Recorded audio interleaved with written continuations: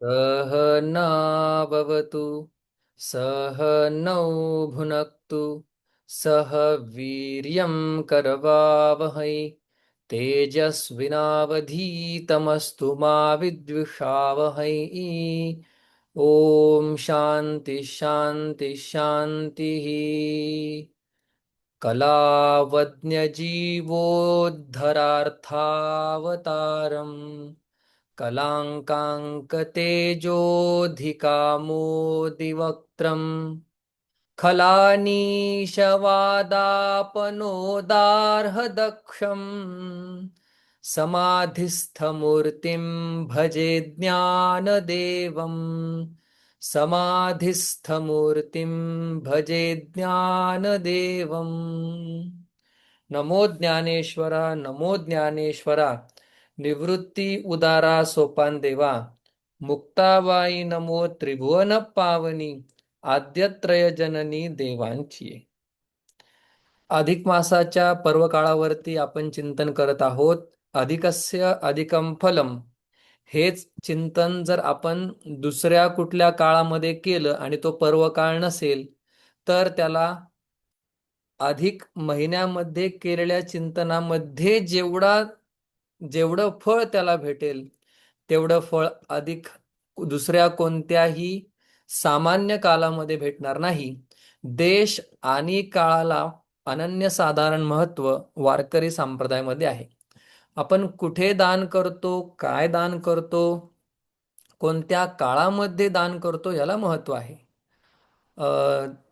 17व्या अध्यायामध्ये भगवान म्हणतात, योग्य देश, योग्य काळ आणि योग्य पात्र जर असेल तर ते दिलेलं दान हे सात्विक आहे।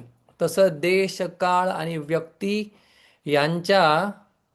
यांच्यावरती अनेक कर्मफळाच्या गोष्टी अवलंबून असतात। तद्वत हरिपाठाचं चिंतन तेही अधिक मासामध्ये हे आपल्याला अधिक फळ देणार आहे। अधिकस्य अधिकम फलम या उक्तीनुसार आता आपण 13व्या अभंगाचं चिंतन करत आहोत।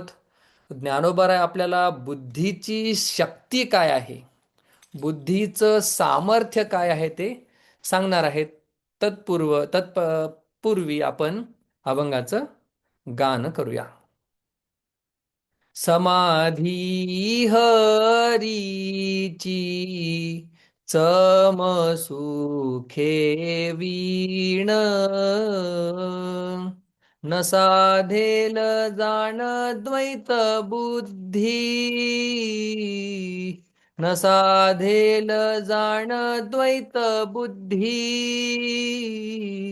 हरिमुखे म्हणा हरिमुखे म्हणा हरिमुखे म्हणा हरिमुखे म्हणा बुद्धीचे वैभव अन्य नाही दुजे बुद्धीचे वैभव अन्य नाही दुजे एका केशवराजे सकळ सिद्धी एका केशवराजे सकळ सिद्धी हरिमुखे म्हणा हरिमुखे म्हणा रिद्धी सिद्धी निधी अवघीत उपाधी रिद्धी सिद्धी निधी अवघीत उपाधी जवत्या परमानंदी मन नाही जवत्या परमानंदी मन नाही हरिमुखे म्हणा हरिमुखे म्हणा ज्ञानदेवी रम्य रमले समाधान ज्ञानदेवी रम्य रमले समाधान हरीचे चिंतन सर्व काळ हरीचे चिंतन सर्व काळ हरी मुखे म्हणा हरी मुखे म्हणा हरी मुखे म्हणा हरी मुखे म्हणा पुण्याची गणना कोण करी पुण्याची गणना कोण करी हरी मुखे म्हणा हरी मुखे म्हणा हरी मुखे म्हणा हरी मुखे म्हणा.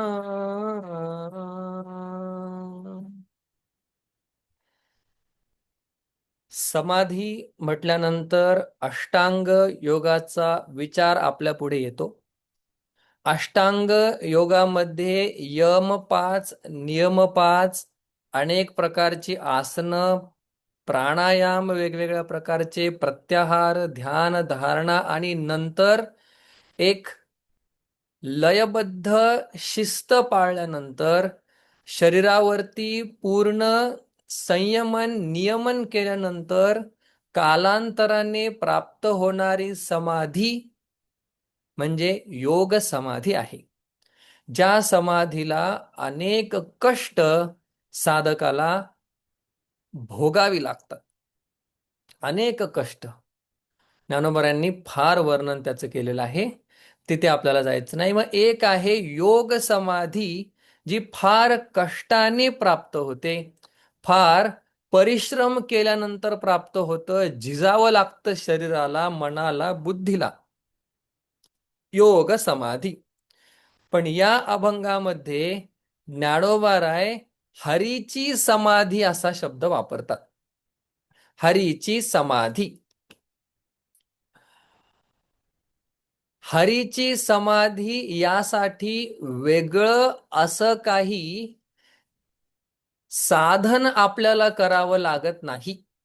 स्ट्रिक्टली हरीची समाधी काय आहे त्याचा विचार नंतर करू. पण या हरीच्या समाधीला आपल्याला वेगळी कष्ट करावं लागत नाही, जी सहज समाधी आहे. आणि खरं तर समाधी या शब्दाचा अर्थ सहज स्थिती असा होतो. समाधी म्हणजे सहज स्थिती. सहजच त्या स्थितीमध्ये आपण जातो त्याला म्हणतात समाधी. मग अशी जी हरीची समाधी आहे ज्याला स्ट्रिक्ट किंवा असे सक्तीचे नियम नाहीत, किंतु आपल्याला कष्ट मात्र घ्यावं लागतं. पण योग साधनेसारखं कष्ट आपल्याला नाही.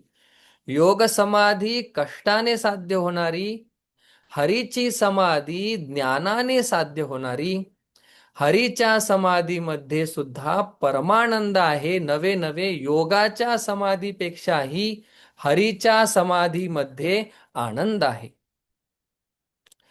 मग ती हरीची समाधी कशी प्राप्त होईल याचं उत्तर थोड्या वेगळ्या दृष्टीने ज्ञानोबराय देतात. माऊली म्हणतात ही हरीची सहज समाधी आहे. परमात्म्याला कणाकणात आणि क्षणाक्षणात पाहण्याची जी समाधी आहे ती समाधी कशाने प्राप्त होणार नाही हे सांगतात. त्याच्यावरून आपल्याला कळतं की हे कशाने प्राप्त होईल. कारण की प्रश्न काय आहे, हरीची समाधी कशी प्राप्त होईल. उत्तर थोडंसं वेगळ्या पद्धतीने देतात. हरीची समाधी कशाने प्राप्त होणार नाही. द्वैत बुद्धी न साधेल. जाण समजून घे. द्वैत बुद्धी कधीही हरीच्या समाधीला प्राप्त करणार नाही. योग समाधी जी आहे त्या योग समाधीमध्ये जरी अंतःकरण आत्म्यामध्ये लीन झालं तरी सुद्धा द्वैताचा नाश होत नाही. किंवा द्वैताचा बाध म्हणा. बाध सोपा शब्द, चांगला शब्द, समजायला सोपा. द्वैताचा बाध होत नाही. पण हरीची जी समाधी आहे ती द्वैताच्या बाधानेच प्राप्त होऊ शकते, म्हणजे अद्वैतानेच प्राप्त होऊ शकते, द्वैत बुद्धी न साधेल. हरीची समाधी परमात्म्याचं सर्व ठिकाणी दर्शन, या उपाधी माझी गुप्त, चैतन्य असे सर्वगत, ते तत्वज्ञ संत स्वीकारिती. प्रत्येक नामरूपामध्ये दडलेलं सच्चित आनंद याचं दर्शन करणं ही हरीची समाधी द्वैतबुद्धी असल्याशिवाय, द्वैतबुद्धी गेल्याशिवाय होणार नाही. द्वैतबुद्धी गेल्याशिवाय हरीची समाधी आपल्याला लागणार नाही. मग ही द्वैतबुद्धी कशाने जाईल? तर अद्वैताच्या ज्ञानाने द्वैतबुद्धी जाणार आहे. अद्वैताचं ज्ञान म्हणजे काय? जीव आणि परमात्मा यांचं ऐक्य, आत्मा आणि परमात्मा यांचं ऐक्य, आत्मा आणि जगत यांचं ऐक्य. द्वैतबुद्धी 5 प्रकारचे भेदशास्त्र सांगतात, त्याच्यात काय जायचं नाही. जीव, जगत, ईश्वर, ब्रह्म, जीव जीवाचा भेद, जड जडाचा भेद, जीव ईश्वराचा भेद, जड ईश्वराचा भेद, ब्रह्म अनेक प्रकारचे भेद, 5 प्रकारचे भेद विचारसागर नावाच्या ग्रंथामध्ये सांगितलेले आहेत. मग ही जी द्वैत बुद्धी आहे, भेद बुद्धी आहे, ही गेल्याशिवाय परमात्म्याची हरीची समाधी नामरूपाच्या ठिकाणी आपल्या इष्ट देवतेला किंवा सच्चिद आनंदाला पाहणं हे कधीही शक्य नाही. म्हणून द्वैत गेलंच पाहिजे. आणि द्वैत बुद्धी म्हणजे 2 सत्य आहेत. अजून दुसऱ्या अंगाने चिंतन, द्वैत बुद्धी म्हणजे 2 गोष्टी सत्य आहेत हे समजणं, हे अशा प्रकारचं ज्ञान असणं, याला म्हणतात द्वैत बुद्धी. म्हणजे देवही खरा आणि जगतही खरं, जीवही खरा, ब्रह्मही खरं, ही द्वैत बुद्धी झाली. जीवच ब्रह्म आहे, जगतच परमात्माच जगत झालेला आहे, अद्वैत. मग हे अद्वैत जे आहे ते बुद्धीच्या स्तरावरती आहे. अद्वैत कधीही डोळ्यांच्या स्तरावरती नाही. अद्वैत कधीही व्यावहारिक सत्तेमध्ये नाही. व्यावहारिक सत्तेमध्ये भेदच ठेवून व्यवहार करावा लागतो, कल्पित भेद का होईना ठेवून व्यवहार करावा लागतो. पण अद्वैत हे व्यवहारात शक्य नाही. जेवढं काही आपण फॉलो करू शकतो, पाळू शकतो, तेवढं भक्तीच्या माध्यमातून आपण करू शकतो. ही द्वैत बुद्धी जोपर्यंत जात नाही, 2 गोष्टी सत्य आहेत हे जोपर्यंत जात नाही, तोपर्यंत हरीची समाधी न साधेल सगळीकडे परमात्म्याचं दर्शन होणार नाही. मुख्य भेद, मुख्य द्वैत जीव आणि ब्रह्म. मीच ब्रह्म आहे. हा मी जीव, मी मरका रडका पडका आहे हे जोपर्यंत जात नाही, तोपर्यंत अद्वैत बुद्धी आपली होणार नाही. जोपर्यंत अद्वैत ज्ञान बुद्धी आपल्याला कळत नाही, हरीची समाधी लागणार नाही. पुढे सांगतात, सम सुखे विन. सुख सम म्हणजे समान आणि सुख म्हणजे परमात्मा. सुख आनंद परमात्मा म्हणजे सगळीकडे परमात्मा समान आहे हे जाणल्याशिवाय समसुखे विण समाधी हरीची न साधेल. 2 कारण सांगतात. द्वैत बुद्धी असेल, हरीची समाधी परमात्म्याचं कणाकणात दर्शन होणार नाही. जे जे दृष्टी दिसे ते ते हरी रूप, पूजा ध्यान जप त्यासी नाही. ही अवस्था जोपर्यंत द्वैत बुद्धी जात नाही तोपर्यंत होणार नाही. समसुखे विन, सम म्हणजे समान आणि सुख म्हणजे परमात्मा. एक परमात्मा सगळ्या ठिकाणी समान रूपाने विराजमान आहे हे जाणल्याशिवाय समाधी हरीची न साधेल, हरीची समाधी साधणार नाही. परमात्म्याचं दर्शन सगळीकडे होणार नाही. समसुखे विणचा अजून एक अर्थ असा केला जातो, सम म्हणजे ब्रह्म, निर्दोषम ही समम ब्रह्म भगवद्गीता सांगते 5व्या अध्यायामध्ये. सम म्हणजे ब्रह्म आणि सुख म्हणजे दर्शन. म्हणजे ब्रह्माचं दर्शन सगळीकडे झाल्याशिवाय हरीची समाधी लागणार नाही. सगळीकडे एक चैतन्य सतरूपाने, इथे चित्रूपाने, आणि सच्चित आनंद, सच्चित आनंदावरून वेगळं नाही, यावरून आपण समजू शकतो की सत चित आनंद याचं दर्शन सगळीकडे करणं म्हणजेच हरीची समाधी आहे. समसुखाशिवाय म्हणजे परमात्म्याचं दर्शन अद्वैत रूपाने झाल्याशिवाय आपल्याला समाधी लागू शकत नाही. हरीची समाधी ज्याच्यामध्ये सक्ती नियम असे नाहीत. मग कोण म्हणेल अद्वैत ज्ञान प्राप्त करणं, अद्वैत बुद्धी असणं हे सोपं आहे का? हे शक्य आहे का बुद्धीच्या स्तरावरती, ज्ञानाच्या स्तरावरती? तर माऊली म्हणतात की अहो, बुद्धीची निर्मितीच, बुद्धीची रचनाच परमात्म्याचा अभेद जाण्यासाठी झालेली आहे. अहो, बुद्धीचं दुसरं वैभवच नाही. 1,00,000चे 10,00,000 करणे हे बुद्धीचं वैभवच नाहीये. हुशारी आहे पण बुद्धीचं वैभव त्यात नाही, बुद्धीची धन्यता त्यात नाहीये.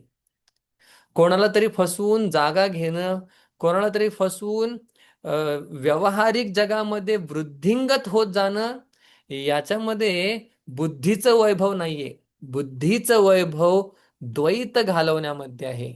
बुद्धीचं वैभव अद्वैत प्राप्त करण्यामध्ये आहे. माऊली सांगतात, बुद्धीचे वैभव अन्य नाही दुजे. अरे, द्वैत बुद्धी घालवण्याशिवाय किंवा एका ब्रह्माचं सगळ्या वस्तूंमध्ये समान दर्शन करण्याशिवाय बुद्धीचं अन्य वैभव नाहीये. अमृतानुभवामध्ये माऊली सांगतात की ही बुद्धी एवढी विचित्र आहे की जीव ब्रह्म ऐक्य हे सोडून बाकी सगळं तिला समजतं. जीव ब्रह्म ऐक्य सांगितलं तरी समजत नाही.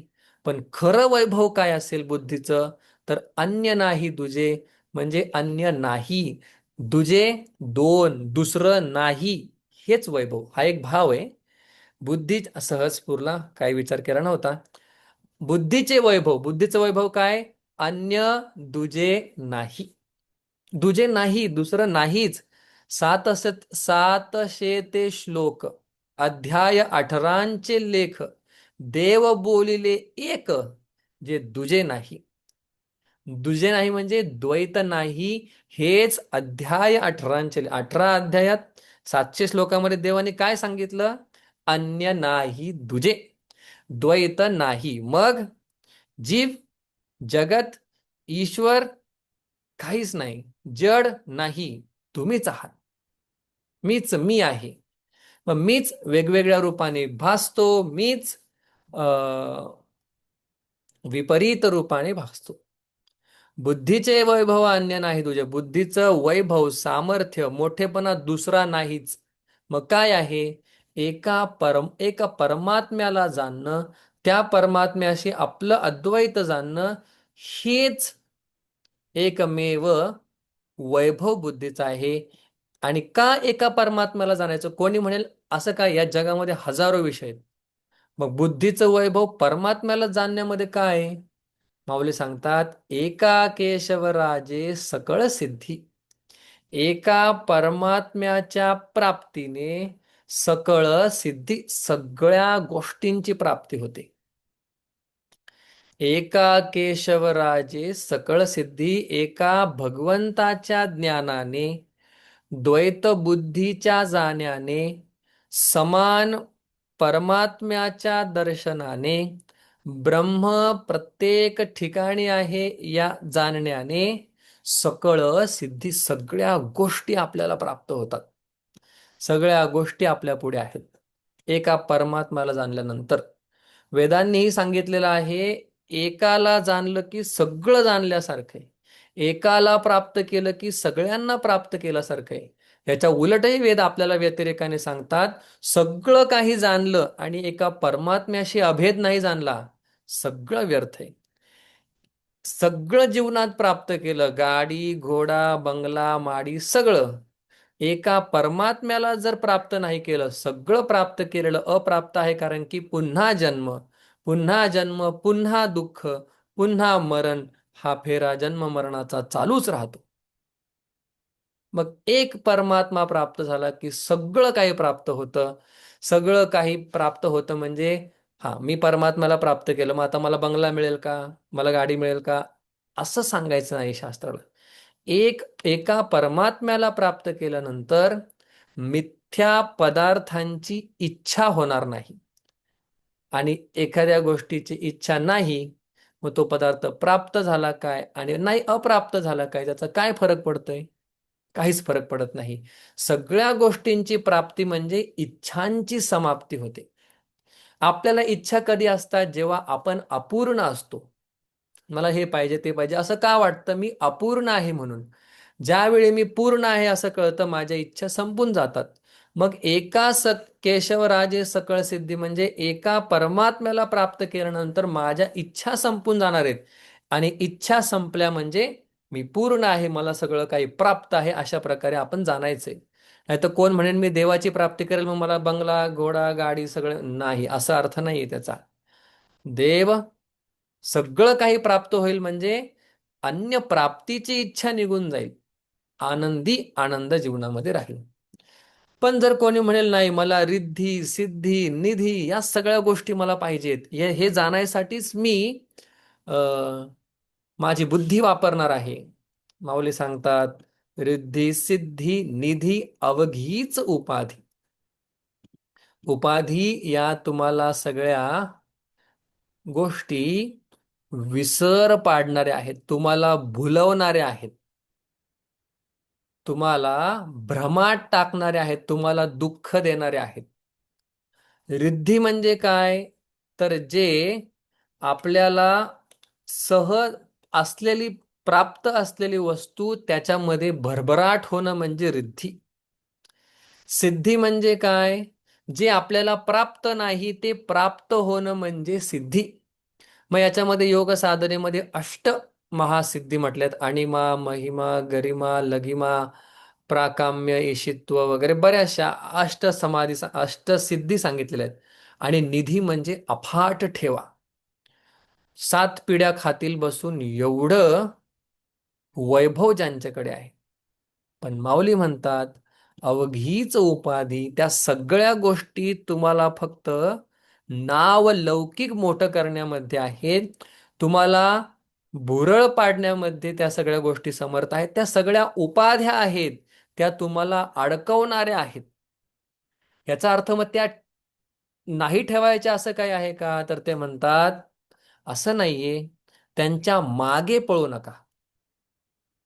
त्यांच्या मागे पळू नका, परमात्म्याच्या मागे पळा. त्या रिद्धी सिद्धी बरोबर परमात्म्याकडे जातील. जवळ आणि माऊली म्हणतात, या सगळं रिद्धी सिद्धी तुमच्या जवळ येतील, पण जव त्या परमानंदी मन नाही, त्या परमात्म्यामध्ये जर तुमचं मन रमत नसेल, डोळे बंद केल्या केल्या परमात्म्याचं स्मरण होत नसेल, भगवंताचं नाव घेतल्या घेतल्या डोळ्यात पाणी येत नसेल, भगवंताचं स्मरण केल्या केल्या स्वतःचा विसर पडत नसेल, तर असलेल्या गोष्टीत भरभराट होऊ द्या, नसलेल्या गोष्टी पाप प्राप्त होऊ द्या, अफाट ठेवा तुमच्याकडे असू द्या, सगळं काही उपाधी व्यर्थ आहे, माऊली सांगतात. मग रिद्धी सिद्धी या सगळ्या भगवंताच्याकडे आहे. एकदा एक रिद्धी सिद्धी प्राप्त असणारा योगी पैठणला गेला. आणि पैठणला गेल्यानंतर त्याला रिद्धी सिद्धींचा घमंड होता. आणि तो म्हटला की मी माझ्या रिद्धी सिद्धी काय करतो, दाखवतो.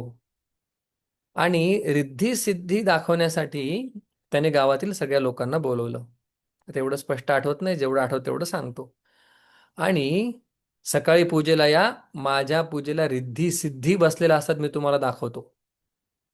आणि त्यावेळी सगळे लोक त्या योगी ज्याला अष्ट महासिद्धी प्राप्त होते त्याच्याकडे आले आणि बघितलं तर रिद्धी सिद्धी आल्याच नाहीत. मग प्रश्न पडला रिद्धी सिद्धी गेल्या कुठे? मग त्यांना कळलं की याच गावामध्ये एक महान संत आहेत, संत श्रेष्ठ शांतीब्रह्म एकनाथ महाराज. त्या एकनाथ महाराजांकडे या रिद्धी सिद्धी सकाळी पूजेसाठी गेल्या होत्या. संतांना एकनाथ महाराजांनी रिद्धी सिद्धीच्या प्राप्तीसाठी प्रयत्न नाही केले, परमात्म्याच्या प्राप्तीसाठी प्रयत्न केले. रिद्धी सिद्धी आपोआप त्याच्याकडे आल्या. रिद्धी सिद्धी कोणाकडे जाणार आहेत? लक्ष्मीवान असणारा जो परमात्मा त्याच्याकडे जाणार आहेत. मग एकनाथ महाराज स्वतःच हरिपाठात सांगतात, सिद्धी लावे पिसे तया कोण पुसे. सिद्धीचं वेड माणसाला नसावं, त्या हात जोडून उभ्या राहतील जर आपलं मन परमात्म्याशी एकरूप होऊन जाईल. आणि जर आपलं मन परमात्म्यामध्ये नसेल तर कितीही गोष्टी आपल्याकडे आल्या तरी आपल्याला समाधान मात्र नसणार आहे. सगळ्या उपाधी असायला असणार आहेत, खऱ्या अर्थाने आनंद देणार नाही. मोठं घर असेल पण बोलायला कोण नसेल, अमाप पैसा असेल पण मुलं जवळ नसतील, ह्या सगळ्या गोष्टी काय आहेत? उपाधी आहेत. त्याचबरोबर जर आपलं मन परमार्थामध्ये असेल, आपलं मन देवामध्ये रमत असेल, मग या सगळ्या गोष्टी रिद्धी सिद्धी निधी ह्या सगळ्या गोष्टी आपल्याला आनंद देणार. का? कारण की माझं मन प्रसन्न आहे. मन करारे प्रसन्न सर्व सिद्धीचे कारण. मन प्रसन्न असेल, रिद्धी सिद्धी सगळ्या गोष्टी आपल्याला आनंद देतील. मनच प्रसन्न नसेल तर आपल्याला या सगळ्या गोष्टी दुःख देतील. मग ज्ञानोबा सांगतात की माझं मन परमानंदामध्ये आहे. माझ्या बुद्धीचं वैभव मी सिद्ध केलेलं आहे. माझी द्वैत बुद्धी निघून गेलेली आहे. मी सगळ्या ठिकाणी सम असणाऱ्या परमात्म्याचं दर्शन करतो. माझं मन समाधानी आहे. माझं मन रमलेलं आहे. ज्ञानदेवी रम्य रमले समाधान. रम्य अशा समाधानामध्ये माझं मन रमलेलं आहे. माझ्या मनाला आनंदी आनंद आहे. हे सगळं का होतंय माऊली? हरीचे चिंतन सर्व काळ, कायम मी परमात्म्याचं ब्रह्माचं अभेद रूपाने चिंतन करतो. मीच आनंद स्वरूप आहे, मीच सतस्वरूप आहे, मी चित स्वरूप आहे असं चिंतन करतो. म्हणून माझं मन, त्या मनाला रम्य समाधान प्राप्त होतं. माझं मन इकडे तिकडे भटकत राहत नाही. आनंदाच्या उपभोगासाठी, सुखाच्या उपभोगासाठी विषयांकडे जात नाही. माझं मन रमून जातं. ते रम्य समाधान मला मिळालेलं आहे. तुम्हालाही ते मिळावं. मग काय करावं माऊली आम्ही? तर हरिमुखे म्हणा, हरिमुखे म्हणा, पुण्याची गणना कोण करी. समाधान हे खूप महत्वाचं आहे. आजच एक चिंतन ऐकलं की वॅगनार चांगली आहे का BMW चांगली आहे, 1 BHK चांगला आहे का 3 BHK चांगला आहे? तर शेवटी एकच उत्तर भेटलं की ज्या गाडीत तुम्ही बसताय तिथे तुम्हाला समाधान असेल ती गाडी चांगली. तुम्ही वॅगनार मध्ये बसतायत आणि तुम्ही खूप खुश आनंदी आहात, वॅगनारच चांगली. तुम्ही जर BMW मध्ये बसला आणि तुम्हाला जर मरणाचं टेन्शन चिंता असेल तर BMW काही कामाची नाही. तुम्ही जर 10 बाय 10च्या रूम मध्ये आनंदी असाल, परिवार मिळून मिसळून राहत असेल, त्याच्यासारखा आनंद कुठला नाही. 10 बाय 10चीच रूम चांगली. आणि तुम्ही जर 3 BHK मध्ये पण एकमेकांशी रोज भांडत असाल, एकमेकांशी बोलत नसाल, तर त्याचा काही उपयोग नाही. म्हणजे ज्या ठिकाणी समाधान आहे ती गोष्ट सर्वांसाठी चांगली. रम्य रमले समाधान, रम्य समाधान रमले. ज्ञानोबा म्हणतात मला चिंतनामुळे, अभेद चिंतनामुळे काय झालं? रम्य समाधान लाभलं. आता मला कशाची गरज नाही. पूर्ण अभंग एकदा पाहूया. द्वैत बुद्धी असेल आणि ब्रह्माचं दर्शन नसेल समरूपाने तर हरीची समाधी लागणार नाही. बुद्धीचं खरं वैभव अद्वितीय ब्रह्म जाणण्यामध्ये आहे. जगत नावाचा प्रपंच एक झाला होता हे तो मिथ्यावार्था, समूळ मिथ्यावार्था. हे बुद्धीचं वैभव परिच्छिन्न वस्तू जाणण्यामध्ये नसून भूमा जी व्यापक वस्तू आहे ती जाणण्यामध्ये आहे. का? तर एका परमात्म्याच्या प्राप्तीने सगळं काही प्राप्त होतं. अन्य प्राप्तीची इच्छा राहत नाही. मिथ्यात्वाचा निश्चय होतो. मिथ्या गोष्टी प्राप्त करायची भूक राहत नाही. आणि रिद्धी सिद्धी निधी या सगळ्या उपाधी आहेत, तुम्हाला कष्ट देणार आहेत, तुम्हाला बांधणार आहेत. पण कधी? जर परमानंदामध्ये, आत्मानंदामध्ये, ब्रह्मानंदामध्ये किंवा देवामध्ये मन रमत नसेल तर आपल्याला सगळ्या असणाऱ्या गोष्टी दुःख देणार आहे. मग सगळ्यात महत्वाचं काय आहे तर रम्य समाधान. जिथेही असू त्या ठिकाणी समाधानी असणं. ठेविले अनंते तैसे चिराहावे, चित्ती असू द्यावे समाधान. मग चित्तामध्ये समाधान असणं हेच रम्य सुखाला कारण आहे. ते रम्य सुख कसं मिळेल तर हरीचं चिंतन, अभेदाचं चिंतन, समसुखाचं चिंतन कायम करत राहिल्यानंतर समाधी हरीची लागणार आहे आणि त्या समाधीमध्येच सुख आहे. ज्ञानोबराय सांगतात ते सुख तुम्हा आम्हाला कसं मिळेल? हरिमुखे म्हणा, हरिमुखे म्हणा, पुण्याची गणना कोण करी. शांती शांती शांती.